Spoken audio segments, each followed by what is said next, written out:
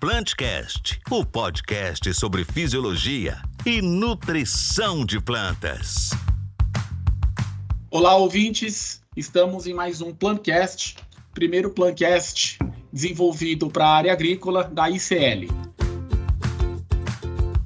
Nesse episódio, estamos com o consultor Ricardo Wagner, onde desenvolveu 30 anos da sua vida no mundo corporativo e atualmente trabalha na área de consultoria focado para gestão florestal e redução de custos. Tudo bem, Ricardo? Bruno, toda a equipe da ICL, é um prazer muito grande poder participar disso com vocês, qual na pessoa do Pedro, eu cumprimento toda a equipe da ICL e que está participando, e eu estou muito satisfeito, muito feliz em poder receber esse convite e participar. Ok? Legal, show de bola. Também estamos aqui junto com o Edmar Scarpinati, que é o nosso gerente regional na área de floresta. Tudo bem, Edmar? Olá a todos, tudo bem, Bruno? É uma satisfação tremenda estar recebendo o Ricardo Wagner. A gente que atua no setor florestal já há um bom tempo, desde 1987, a gente vem acompanhamos aí do trabalho do Ricardo. Sabemos aí da importância dele no mundo corporativo, os trabalhos que ele fez enquanto profissional de empresas. E agora, continua com o setor florestal como consultor. Muito satisfeito em estar com o Ricardo aqui, ele ter aceitado esse convite nosso, através do Pedro, que atua bastante na regional, onde o Ricardo também trabalha intensivamente como consultor. Seja bem-vindo nesse bate-papo nosso. Legal, legal. E Pedro, também estamos aqui com o Pedro, nosso representante técnico de vendas para a área florestal. Tudo bem, Pedro? Tudo jóia, Bruno. Olá a todos e a todas. Olá, em especial, Ricardo, por aceitar o nosso convite. E na escolha do tema brotação, talhadia, condução de rebrota, Ricardo, o primeiro nome que veio à minha cabeça foi o seu, pelas conversas que a gente já teve, pelas discussões em campo. E é um tema que atrai muito a atenção do setor, por quê? Justamente por ser controverso, por não existir ainda uma diretriz de como seguir. Então, muito que vai ser falado aqui hoje, eu sei que vai ter uma grande repercussão positiva, e vai poder unir as pessoas para poder raciocinar e seguir uma linha visando aumentar a produtividade, além de conduzir sempre brotações. Hoje, eu até falo isso todo mundo, eu não me conformo com o setor florestal conduzindo 1 ou 2 ciclos de rotação apenas. Então, tem muita pesquisa, eu não sei o que ainda, certo? Mas tem muita coisa que a gente pode fazer para conduzir 6, 7, 8 ciclos que seja. Legal, legal. Então, pessoal, começando aqui, acho que vamos introduzir um pouco, acho que nada mais normal do que a gente conhecer um pouco da trajetória do nosso convidado. Então, Ricardo, você poderia falar um pouco das suas origens, e também um pouquinho dessa trajetória profissional? Bruno, eu tenho hoje 61 anos de idade, eu nasci em Minas Gerais, na cidade de Guanhães, na verdade um distrito de Guanhães, e muito cedo eu tive a oportunidade de ir estudar no ginásio agrícola, que foi uma coincidência de um tio que gostaria que o filho fosse estudar nesse local. Nós éramos muito ligados, ele convidou, intimou, que eu fosse estudar lá no ginásio agrícola de Colatina, ok? E ao terminar o meu ginásio, eu fui para o Colégio Agrícola de Barbacena, que fica em Minas Gerais. O primeiro ginásio foi no Espírito Santo, depois eu tive essa oportunidade de fazer o ginásio agrícola, onde a cada vez mais eu me sentia inserido dentro do agronegócio, Eu tinha percebido que era meu negócio. Bom, aí em ato contínuo já fui fazer engenharia florestal, fiz em Alfenas e formei em 85. E logo em seguida eu comecei a trabalhar com uma consultoria de uma pessoa que eu prezo muito hoje, que é o José Batuíra de Assis. Ele é irmão do Teotônio, ou o Teotônio é irmão dele, O Batuíra é mais velho. E foram as pessoas que eu me balizei muito, que eu me tinha como aquele ídolo, essas duas pessoas. E fiquei trabalhando 3 anos nessa consultoria, onde eu trabalhei em grandes empresas, uma delas a Peran, que era a Cesita na época, trabalhei na Ferbasa, Minas Ligas, que são as empresas maiores, e algumas outras trabalhos para a CEMIG, essa consultoria prestava serviço para a CEMIG, para fazer a avaliação de fauna e flora que seria inundada. Foi um trabalho muito gratificante, um trabalho que eu conheci muitas pessoas, e é um trabalho que me levou a ser convidado depois para trabalhar na Peram, onde eu entrei em 89. A Peram, que vamos chamar Cesita antes, né?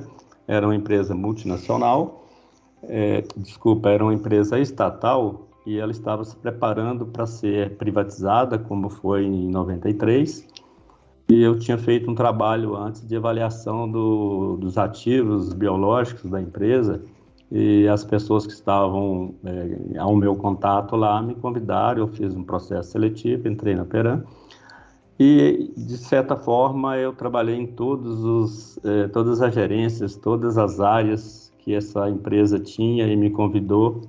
Eu tive a oportunidade de navegar um pouco dentro da área florestal.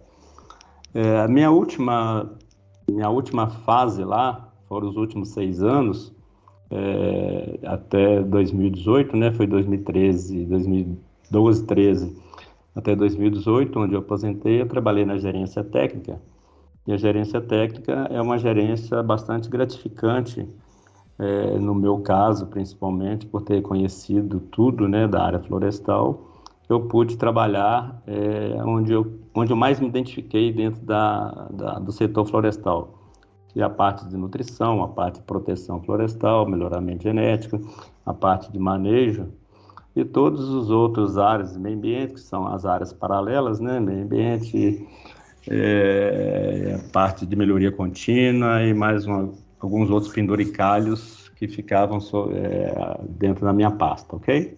Então, basicamente, da minha formação nas empresas foi isso. Ao aposentar em 2018, eu abri uma consultoria, mas por convite de algumas pequenas empresas ou pessoas que me conheciam, gostariam que eu pudesse repassar, né, o meu conhecimento, a minha disponibilidade, e é o que eu estou fazendo agora, desde agosto de 2018. Uma das questões que a gente queria discutir com você, ouvir a sua opinião, né?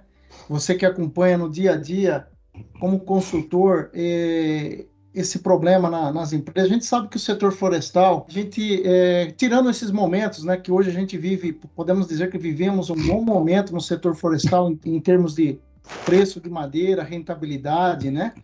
Mas o setor florestal sempre teve esses altos e baixos, e o empreendimento florestal ele teve sempre no linear do lucro e do prejuízo, né? Sabemos que o empreendedor, as grandes empresas e os grandes empreendedores florestais, o pessoal que planta floresta em grande quantidade, ele sempre enfrenta esse limite entre tornar um negócio rentável ou até mesmo tornar um negócio com prejuízo, né? Concretizar aí um ciclo florestal com prejuízo. Pela sua experiência, o que você tem visto, o que de fato, qual é a importância do planejamento, em que o empreendedor florestal, o cara que está pensando em plantar uma área florestal, no planejamento, qual é a fase, o que ele deve mais se preocupar para tornar o negócio florestal com o menor risco possível? Bom, Edmar, é uma pergunta até bastante vasta, né, com bastante possibilidade de respostas. A gente percebe que as empresas maiores, as empresas florestais, elas são integradas, né? Então elas têm o seu papel de sempre plantar, né? Com manejo para atender a sua demanda. E dentro dessa política das empresas grandes, elas sempre trabalham com CAPEX, e os CAPEX vêm de um planejamento de longo prazo, onde elas já traçam, teoricamente, né, aquilo que vai acontecer. Dentro desses percalços que existem, esses CAPEX são reduzidos ou eles são aumentados, eles são direcionados de uma forma para plantar mais ou menos, ou às vezes até cortado integralmente. Então, as empresas grandes, assim como eu trabalhei, a gente tinha essa dificuldade de acertar o futuro, mas sempre pensando que, como era um negócio principal, o business da empresa, né? Então ela tinha que fazer isso.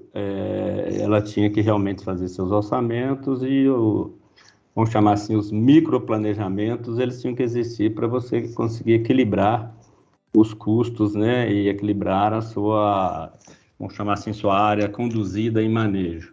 Isso é muito difícil as empresas seguirem e ter conseguido isso. As empresas menores, as quais até hoje eu trabalho, né, são empresas não só as menores, como as médias. Essas empresas, elas vão muito dentro do vácuo, né? Se está indo bom de preço, o pessoal investe mais. Se o preço está ficando ruim dos produtos, né, que seja carvão, celulose, madeira tratada ou cavacos, as empresas também vão reduzindo.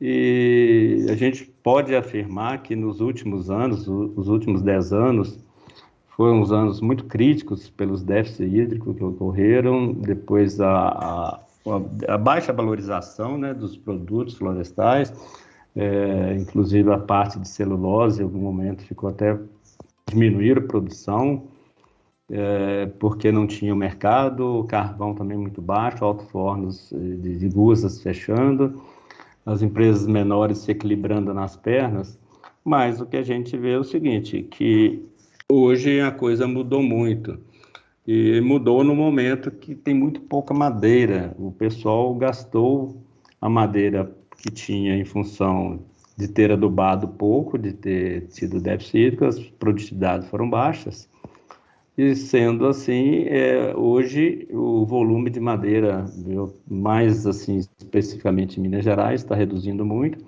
e uma valorização alta. Então, às vezes, as pessoas não se encontram altas produções, alto estoque de madeira com preço alto. Então, isso é um dilema que sempre existe em qualquer segmento, mas a gente está percebendo fortemente isso agora no setor florestal, sobretudo em Minas Gerais, ok? Excelente resposta, Ricardo. Aqui é o Pedro. E pegando esse gancho da rentabilidade, a gente sabe que a brotação, a talhadia, né, é algo muito relevante para o setor. Pela economia de combustível, não precisa comprar muda, menos mão de obra, enfim. Então, desse modo, como você vê os manejos adotados hoje na condução das rebrotas, considerando empresa, estados, etc., você enxerga que a gente está muito distante ou até mais perto de uma diretriz no manejo da brotação? Ô Pedro, interessante, né, dentro do que eu acabei de falar na resposta anterior, a gente percebe que nas crises é que a gente cresce. E na crise você tira essa e você cria. Então, quando você está passando por essas dificuldades, algumas empresas, elas optaram, ao invés de plantar uma nova área, de conduzir essa brotação. A gente sabe que o plantio ele tem um custo bem mais alto em função realmente da subsolagem, do plantio, da compra de mudas. Às vezes você precisa de irrigar e às vezes irrigar muito.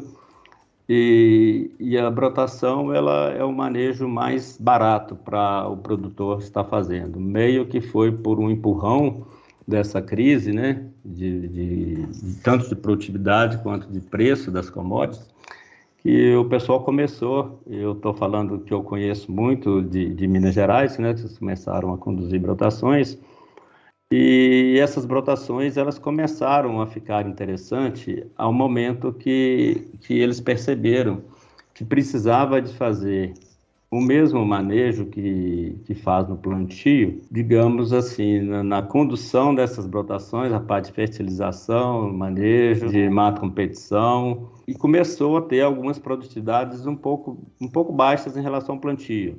Mas à medida que o pessoal foi aprendendo que a brotação precisa ser tratada como novo plantio, né, a nível de fertilização, parte de proteção, manejo de mato-competição. Então, começou a mostrar alguns dados significativos, interessantes, produzindo aí 70% do plantio original.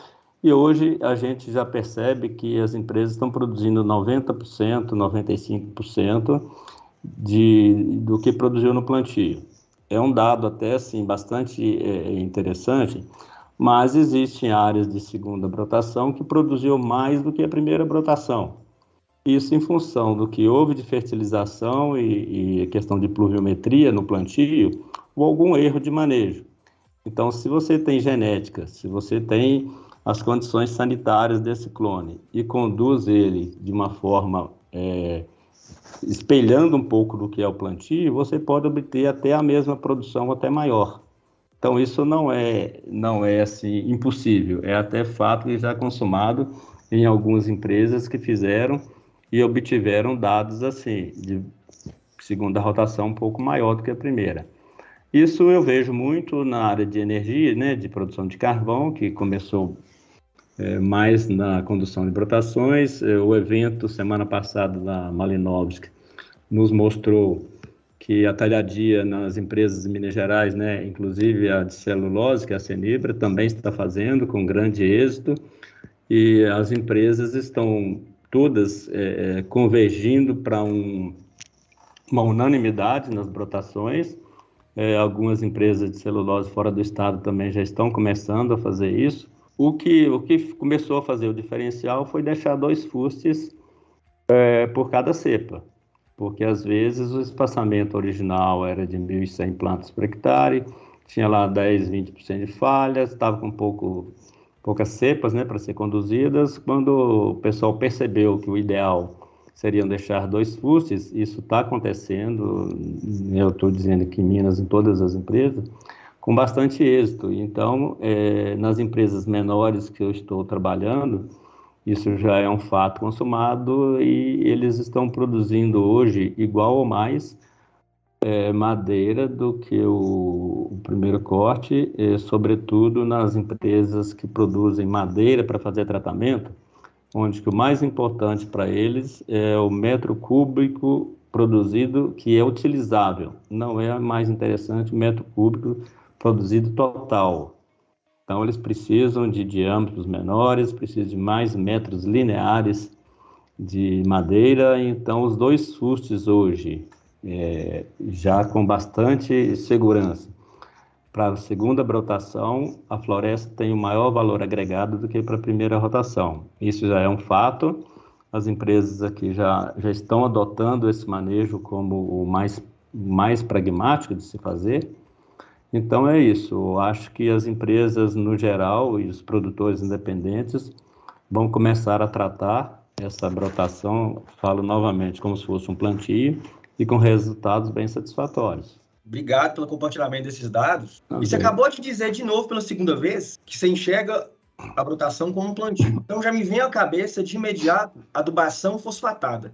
Aí eu te pergunto, como você enxerga, qual que é a importância desse nutriente, do fósforo, P2O5, na produtividade da brotação? E você está vendo assim, uma porcentagem em relação à dose de plantio que a gente pode estar fornecendo à brotação que entregue resposta em produtividade? Bom, um conceito que eu tenho sempre praticado, eu aprendi isso muito, né, com o Ronaldo da RR, sobre a questão da gente fazer realmente a questão da aplicação dos nutrientes em que momento, né? Então, as adubações de arranque, tradicionalmente, estamos usando 100% de fósforo na primeira adubação, que é a adubação de base ou adubação de arranque.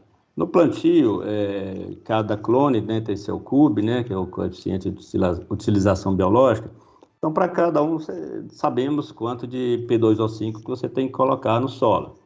E na brotação, a gente precisa de seguir também colocando 100%. Só que em trabalhos já realizados, no meu tempo de empresa, a gente fazia, e hoje continua fazendo muitos experimentos para validar aquilo que vai aplicar no convencional. Nós percebemos em algum momento que a brotação que saía junto com o plantio de um talhão ao lado, a brotação saía sempre à frente. E aí fomos fazer, né, as análises, o porquê. Você acabou de adubar, acabou de plantar uma muda, adubar, ter todo o cuidado, irrigado com chuva, com água, etc. E a brotação, às vezes, no período seco, ela estava saindo melhor. Então, o que fomos fazer realmente aqueles experimentos, entender esse mecanismo. E percebemos que hoje, nas brotações, na raiz, existe 52% de fósforo disponível. Então, isso aí é um combustível, né, que a planta tem, porque é a semente inicial. Ela parte com esse crescimento de 52%, que eu chamo isso aí até de injeção na veia, né, porque o fósforo está disponível ali, A partir daí, a gente passou a fazer, né, eu estou hoje, né, prescrevendo isso para o pessoal, de 30% a 50% da dose na condução da brotação, dependendo de cada material genético, ou seja, tem material genético que precisa um pouco mais de fósforo do que outros. Então, mas eu não tenho passado, né, isso já está meio que sacramentado, ou seja, já é unânime, de se colocar de 30% a 50% da dose. Por que colocar, então, se lá já tem 52%? Bom, isso aí é uma questão de segurança, é uma poupança que a gente pode considerar que está fazendo, colocando esse pouco aí para você garantir o crescimento inicial, o crescimento de raízes, e você tem a explosão do crescimento e faz o índice de massa de área foliar realmente até 1 ano, 1 ano e meio. Então, isso está trazendo um arranque nas brotações fantástico. Elas estão mostrando aí que elas não estão perdendo no arranque, depois de 1 ano e meio, 2, ela está seguindo, né, no mesmo nível de altura e diâmetro do que as brotações. Então, isto que a gente fala, a gente ter o conhecimento e saber o momento de aplicar, a gente tem o resultado. Então, eu considero que não precisa colocar na brotação a mesma dosagem de fósforo que colocamos no plantio. Isso tem mostrado nos resultados que já estamos com florestas já no ponto de colheita, em segunda rotação, tem umas em terceira que estão respondendo bem com esse manejo nutricional, ok? E, Ricardo, você falou bastante aí do Ronaldo, né? Queria até dar um abraço aí para ele. Ele foi um convidado nosso de um Plancast, mas é um grande professor para a gente também aqui na área de floresta, de silvicultura dentro da ICL. Abraço, Ronaldo, se estiver aí ouvindo a gente. Você falou bastante agora, né, de P2O5, né, de talhadia, de rebrota, e eu tenho uma dúvida que eu fiquei um pouquinho, né, que eu queria que você explorasse um pouco, com relação a manejo e produtividade logo depois de terceira e quarta rotação, né? Como você vê isso? E outra coisa, você acredita assim que a mudança do manejo na condução das talhadias, né, das rebrotas, elas poderiam melhorar essa terceira e quarta rebrota, ou você acredita que já ficaria um pouco escasso, seria forçar muito a planta?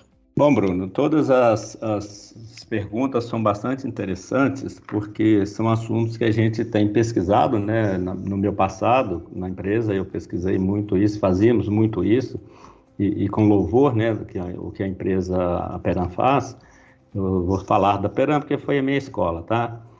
Mas a gente tem percebido agora que eu estou nessas empresas menores, eu consigo mais estar ao campo e eu consigo mais acompanhar as operações. Essa decisão de segunda e terceira rotações, vamos chamar uma possível de quarta, que isso não está longe de acontecer, o que a gente percebe é que você tendo uma genética que você precisa, você tendo o clone que é resistente a pragas, que ele é resistente a déficit hídrico, que ele tem as características plenas para cada site que você está atuando.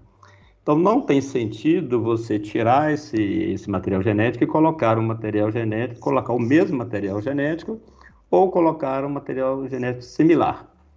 O que precisamos fazer é que esse clone que tem todas as características e a gente sabe o que ele precisa de nutrição, o que a gente precisa fazer é só a questão do manejo. Esse manejo, ele é interessante e ele precisa de ser tratado com o número de fustes que você quer deixar, que seja 1, que seja 2, desde o início. Então, um dos fatores maiores de perda de produtividade que eu acho seria a mato competição. E o próprio broto ladrão, os brotos que eles são indesejáveis, ele é o maior mato competição, ou seja, ele está competindo com os fustes que você quer deixar. Então, se o meu manejo vai ser para 2 fustes, o ideal é que se faça uma desbrota precoce com 1,5 m. Você, depois dessa desbrota, você vai acompanhar, porque vão emitir, né, novos brotos, principalmente se a base genética for urofila, que tem um grande potencial de crescimento, de brotações. Então, o ideal é que você Quando estiver com novamente o broto que sair com 1,5 m, você faça novamente uma intervenção, ou seja, você faz a primeira, redesbrota. E em algumas situações, até a terceira está sendo necessário. Se você fizer uma desbrota tardia, você vai ter uma grande produção de biomassa naquele monte de brotos, né? Vamos supor que você tenha 10 brotos lá, numa cepa. Você vai ter um desprendimento de energia para produzir uma biomassa que ela vai ser descartada. Então, você tem que deixar o nutriente que tem no solo, tem que deixar o adubo que você colocou, mais água que está acessível a essa planta, com aquele fusto que você quer conduzir, que seja 1, que seja 2. Então, esse item de manejo é o mais importante na condução das brotações.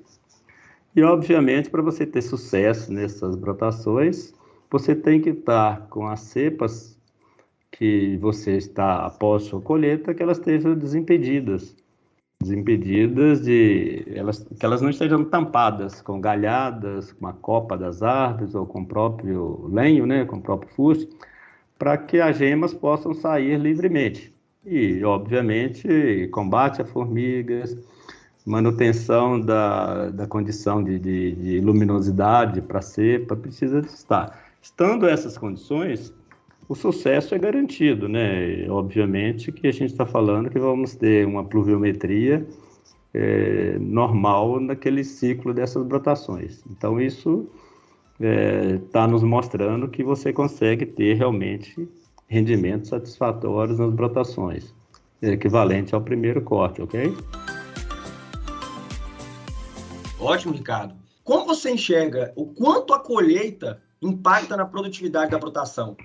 E qual que é uma consideração que você pode passar para a gente, com sua experiência, sobre os métodos de desbrota precoce, com uso de cavadeira ou outro implemento? Bom, o uso de cavadeira, eu já visitei algumas empresas que usavam, a gente tentou fazer, inclusive, na Peran também, e tivemos, assim, um pouco de dificuldade com o envolvimento de muita mão de obra, ou seja, a produtividade com a cavadeira no momento, né, da desbrota lá, de arrancar todas as gemas de toda a cepa, é um custo muito alto. E pelo uso excessivo de mão de obra. É a questão hoje da oferta de mão de obra, que seria uma decisão disso aí. Mesmo quando você fez, arrancando todas as gemas, ainda havia necessidade de uma nova intervenção. Então, a gente fez os custos na época que não era muito viável e talvez a desbrota seria com roçadeira, moto-roçadeira, ou poderia ser com foice ou machadinha, etc. Então, assim, com cavadeira fica muito bom, você elimina quase que 100% da possibilidade de brotações, mas tem que voltar. O pessoal tem feito muito com a moto-roçadeira, né, que tem um rendimento bom, foi até apresentado pelo Daniel da semana passada, na apresentação da Peran. E as empresas menores, elas têm feito ou optado fazer realmente com foice, fazendo a intervenção precoce.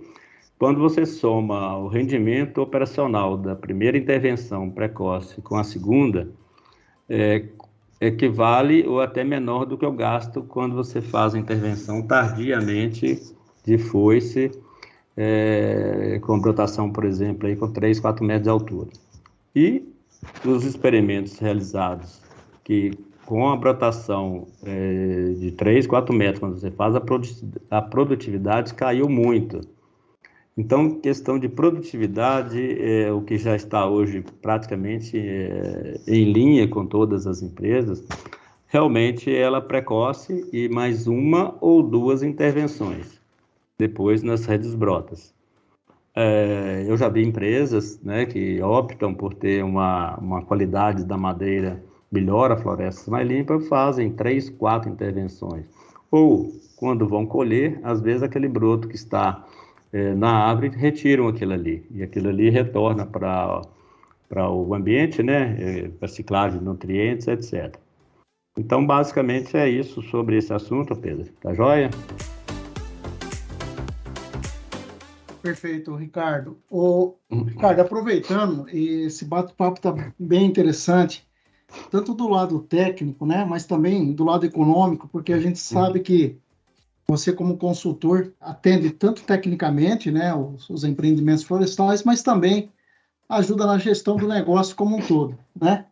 E aproveitando o link lá da primeira pergunta que eu te fiz, eu vou te fazer mais uma pergunta que eu sei que é complexa de responder, né?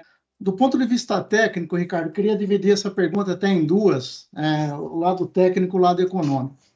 Pegando num paralelo, assim, do ponto de vista de manejo de floresta e tal, há 5 anos atrás, o que nós estamos fazendo de diferente hoje, atualmente, no manejo florestal, na implantação, em relação àquilo que a gente fazia no ciclo anterior e estamos fazendo agora?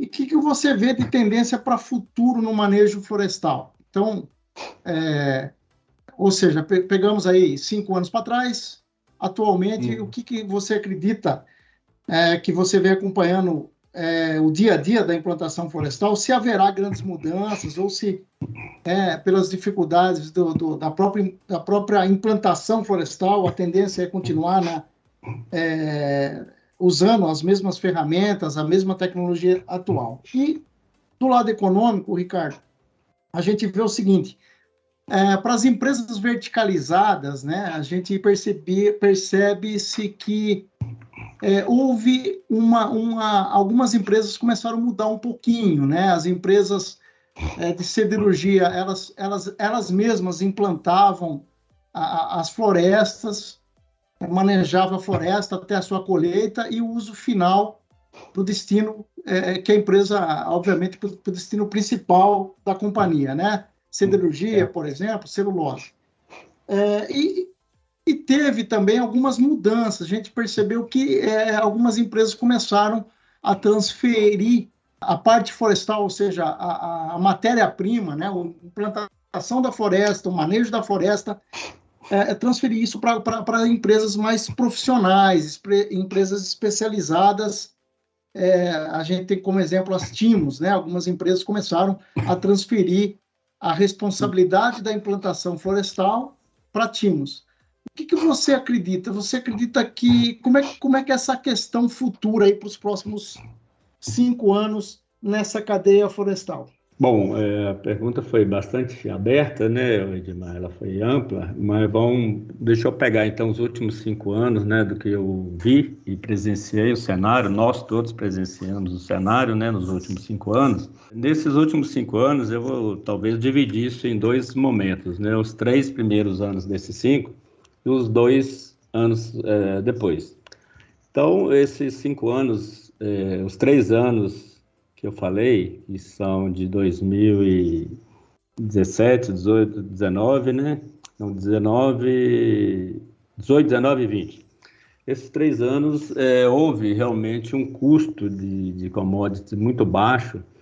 Eu creio que a celulose foi um período que ela ficou até com redução de estoques para forçar a subir preços, estava com preços muito baixos. O carvão estava, digamos assim, em preços quase que em prejuízo, né, para as empresas, as guzeiras, não conseguiam pagar o preço melhor do carvão, o produtor também não conseguia fazer o carvão para entregar. E assim, foi um período terrível que tivemos déficit hídrico, né, sobretudo em Minas Gerais. E as empresas menores deixaram de produzir floresta, de plantar florestas. A condição das brotações, elas ficaram a desejar, com baixa fertilização, com baixo manejo. Nas empresas maiores, como você falou também, elas começaram a cortar CAPEX, elas começaram a reduzir alguns eventos indispensáveis nas florestas. Nos 2 anos últimos, agora especificamente com a pandemia, a gente houve uma inversão de faturamento, onde as empresas pequenas, médias e grandes começaram a ter os seus produtos corrigidos, né? Tanto a parte de ferro, como celulose e tudo. Então, assim, os preços da madeira, ela seguiu na mesma toada, né? Que as empresas produtoras de aço começaram a subir o preço, a madeira também foi subindo. Então, a gente vê no momento, né, dentro desses 5 anos que você perguntou, os 2 últimos anos nunca tiveram para trás, ou décadas para trás, tamanha remuneração. O carvão hoje está exatamente o preço de 3 vezes mais que as siderúrgicas estão pagando em relação ao início de 2021. Ou seja, na pandemia houve uma valorização tremenda, né, de 20 para 21. A celulose também a gente sabe que está em preço alto, mas eu não acompanho tanto a celulose, a questão de prenda, né? Então, nesse momento atual, todos os produtores pequenos estão cortando as suas florestas mais novas, com 3 anos, 4 anos, para fazer carvão. As usinas de tratamento de madeira aqui na região do Alto Jequitinhonha estão explodindo, né, de vendas, com bons preços, né, vamos chamar assim. Teve uma correção aí de 3 vezes mais em preços. A celulose, eu não sei se está nessa mesma proporção, mas o fato é que as empresas maiores, elas estão buscando em Minas Gerais, sobretudo na região nordeste e norte de Minas Gerais, as empresas de celulose, né, estão buscando madeira aqui. Isso em menor escala em 3, 4 anos atrás, mas agora ela está tentando voltar e está tentando comprar e não está conseguindo comprar, porque ela está competindo com carvão e com madeira tratada aqui. As próprias empresas verticalizadas citadas aí, elas também estão no mercado comprando madeira ou carvão. Então, ficou hoje, dentro do que a gente está acompanhando no agronegócio, ficou assim, eu estou vendo uma situação desfavorável para as empresas florestais, porque boa parte de produtores pequenos e médios começaram a arrancar os tocos, né? Eles cortavam em primeiro corte ou segundo, e disponibilizando essas áreas para grãos. Então, eu participo muito no sul de Minas, na empresa que eu vou lá, onde todas as áreas que eles tinham de fomento, essas áreas que foram da Fibre antiga, né, via Votorantim, a própria Arcelor teve fomentos lá naquela região, mas essas áreas, vamos chamar assim, em locais que não são de alta produção de madeira, né, eu estou talvez focando um pouco no sul de Minas, mas eu vejo também em outros estados, né, no Tocantins, Goiás, até Paraná, o pessoal arrancando muita floresta, às vezes até pós-corte, né, do primeiro corte, e disponibilizando essas áreas para grãos, porque os grãos estão tão valorizados assim como madeira, celulose, carvão e etc. Mas essa turma que está arrancando, eu acho que não são os profissionais do negócio. Mas não existe ninguém tirando uma outra cultura para colocar florestas. Nesse momento, pode ser, da agora para frente, que poderá ter alguém que vai reverter alguma área, mas eu acho pouco provável. Então, para frente, eu vejo uma situação muito complexa de produção de madeira se a área plantada ela está sendo reduzida, os fomentos estão sendo muito pequenos, os fomentos que existiram devido ao período de madeira, o período anterior muito ruim, ficou assim, os produtores muito desacreditados, infelizmente, né? Então, acho que as empresas verticalizadas, elas terão que partir para a questão de voltar alguns fomentos, de melhorar o seu manejo, de aumentar a sua produtividade, porque senão vai faltar madeira também para essas empresas, porque a gente não está vendo realmente crescimentos grandes em novos plantios. Bom, nas conduções das brotações é que a gente vê uma saída para que essas empresas trocar um primeiro corte, um segundo corte, ela poderá ter mais condições de conduzir do que de fazer novos plantios. Então, assim, essa é uma situação complexa, né, da gente responder o que vai ser para frente, mas eu vejo que dentro do manejo as empresas precisam de voltar mais para dentro da floresta, né? Ou seja, a mão de obra, a liderança estar lá dentro dos talhões, no campo, porque a gente vê uma ausência de mão de obra hoje, né? Da liderança no campo, a gente está vendo uma dificuldade de mão de obra também no campo, contratar o mesmo braçal, operadores. Então, tem muita tecnologia embarcada nas máquinas hoje, mas precisa de pessoas, e essas pessoas, as empresas não estão conseguindo segurar os talentos. Pode ser que algumas empresas prestadoras de serviços especializados poderão surgir, né? Hoje a gente está vendo muito com drone, né? As empresas hoje estão prestando serviço com drone para substituir um pouco do que era feito com trator em algumas situações. E essas máquinas hoje, elas precisam, né, hoje que eu falo também para o futuro, essas máquinas precisam também fazer mais de uma operação, ou seja, como tem muita tecnologia embarcada, às vezes já estão vendo algumas plantadeiras que elas fazem o coveamento, colocam o adubo, põe a muda e já irriga. Então vai precisar caminhar nesse sentido, né, das máquinas ter mais poder de produção, para que as pessoas das empresas, liderança das empresas, consigam fazer o manejo que precisa, porque via mão de obra, a gente está percebendo uma dificuldade imensa de expansão de área via mão de obra. E, Ricardo, deixa eu te fazer uma pergunta, né? A gente está falando aí do Facebook, falando do metaverso, estamos falando do Elon Musk, né, dono da Tesla, falando do SpaceX, uma coisa às vezes até meio que surreal. E assim, pelo que eu acredito e eu vejo no cenário agrícola, todas as culturas vão ter que seguir esse caminho da inovação. Você falou bastante com relação a máquinas, né, que as máquinas precisam fazer mais de uma operação num futuro, né, justamente aí para cobrir o déficit de mão de obra. Você acredita que esse é o único caminho, ou você acredita que essa inovação no setor florestal vai caminhar em um outro modo, não só na parte de maquinário? Então, eu queria que você me contextualizasse o que você vê de inovação necessária, né? Você já falou um pouco aí na parte de máquinas, mas você acredita que precisa ter também uma inovação na parte de gestão, na parte de custo, na parte em geral, né? Desse pré-segmento?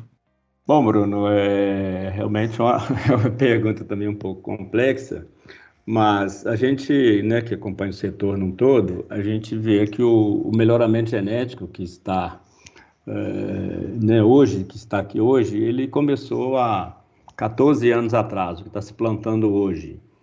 Então, dentro da genética, é muito lento essa evolução, mas precisa passar por esse processo todo. A gente não tem como colocar igual o milho transgênico, a soja, e você começa a fazer e colher rápido e ter resultados.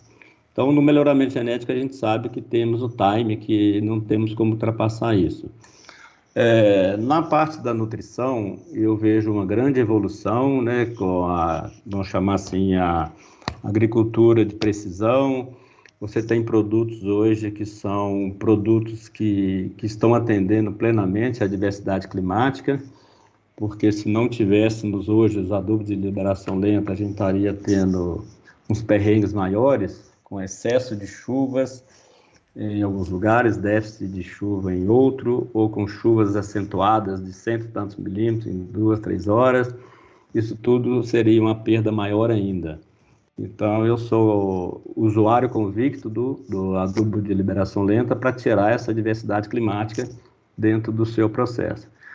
Mas, dentro da fertilização, são 4 vetores que a gente não pode nunca deixar de fazer os 4, né?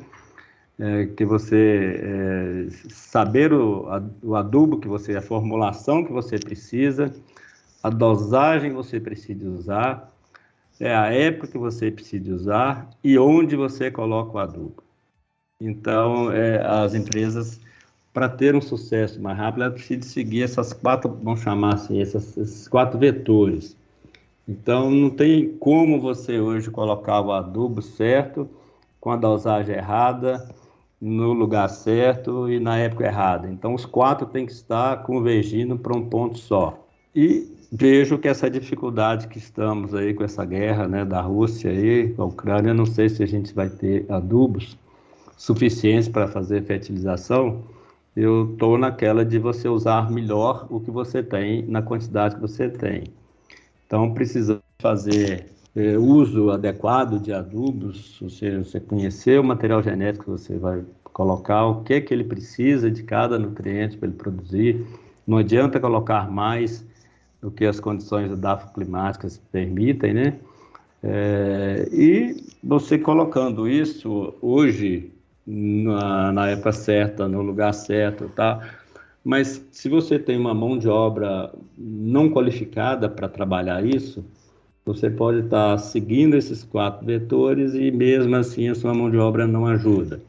Então, talvez algumas máquinas que tenham equipamentos, né, com software, para que coloque isso, que faça um raio-x de onde o adubo foi colocado, de que forma que ele foi colocado, assim, para você conhecer e não deixar muito a exposição da mão de obra que você está lá no campo.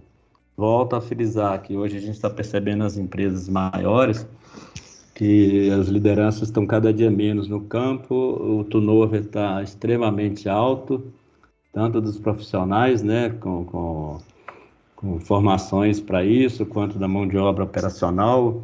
Então, eu prefiro dizer o seguinte, dentro da inovação para frente, se fizermos o feijão com arroz bem feito, ou seja, se a gente voltar atrás e seguir esses conceitos básicos, e dentro do manejo você não permitir ter perda de produção pelo manejo, né, que está a competição, praga, doença, questões bióticas e abióticas, né, que você tiver como controles, principalmente das bióticas, né, eu creio que seria já um grande avanço para esses próximos anos. Eu não vejo outra alternativa, Bruno, que possa ser assim o salvador da lavoura, né, para esses próximos 5 anos, ok?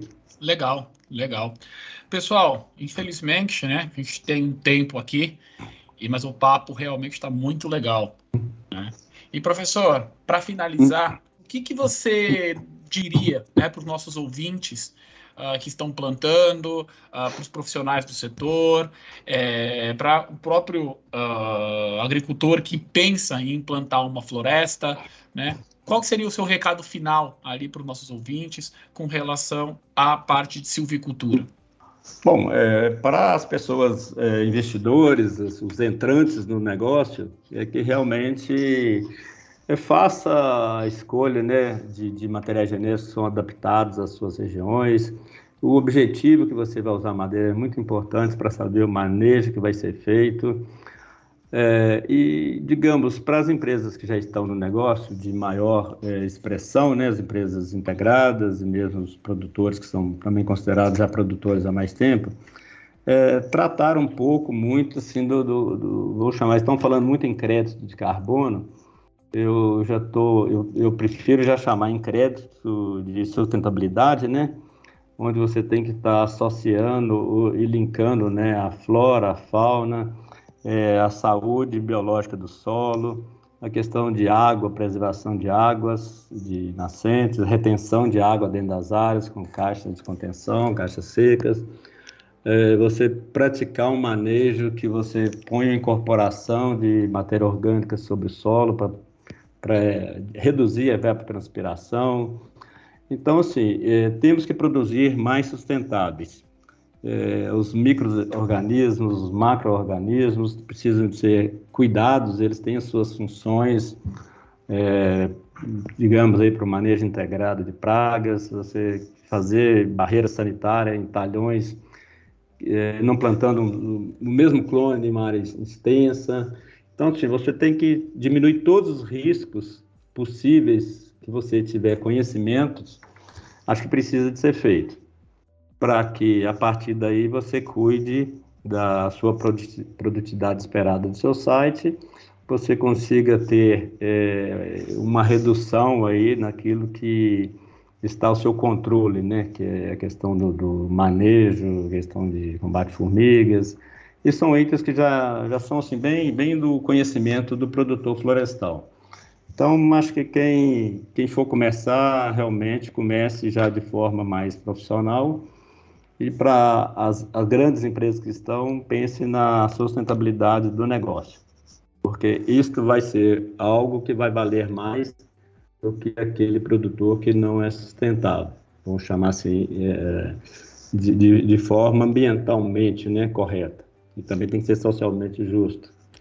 E ambientalmente correto é uma coisa que faz parte já do produtor florestal, ok?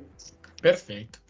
Pessoal, então chegamos ao fim. Queria agradecer muito aí ao consultor Ricardo Wagner. Ricardo, muito obrigado pela sua participação. Tá? Realmente precisamos falar mais, né? Então, queria agradecer e com certeza a gente vai precisar fazer mais um bate-papo abrangendo inclusive mais temas, né? Infelizmente o nosso tempo aqui é curto. Mas muito obrigado, professor. Obrigado, Edmar. Obrigado, Pedro. Obrigado, Ricardo. Você trouxe realmente muitas reflexões. Eu acho que foi muito rica a sua apresentação. E, como sempre, você trouxe reflexões para o nosso setor. Vivemos um momento realmente de reversão, né?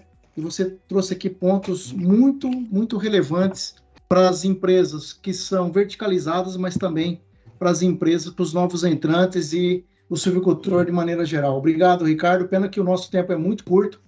E como o Bruno falou, com certeza estaremos te convidando aqui para os próximos bate-papos aqui. Ricardo, desde o momento do convite, você aceitou de imediato.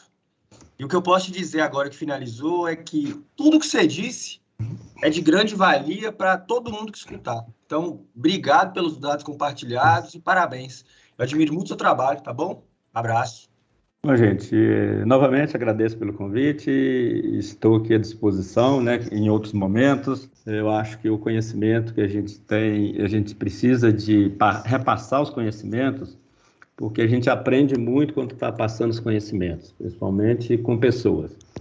Eu tenho feito um trabalho muito próximo de pessoas, das empresas, né, os gestores menores, e eu tenho aprendido muito à medida que eu estou ensinando a eles. E é muito gratificante para que eu possa deixar esse legado, né?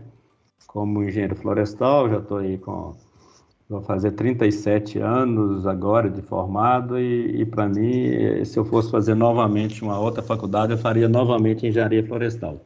Eu tenho certeza que é o que eu sei fazer até hoje, está só dentro disso. Fora isso aí, eu conheço muito pouca coisa de outros segmentos, né, industriais, ou que seja de tecnologia e etc. Mas estarei sempre à disposição de vocês. Obrigado pelo convite novamente. Obrigado, gente. Obrigado a todos e até logo. O Plantcast é uma produção da ICL, Impacto para um Futuro Sustentável.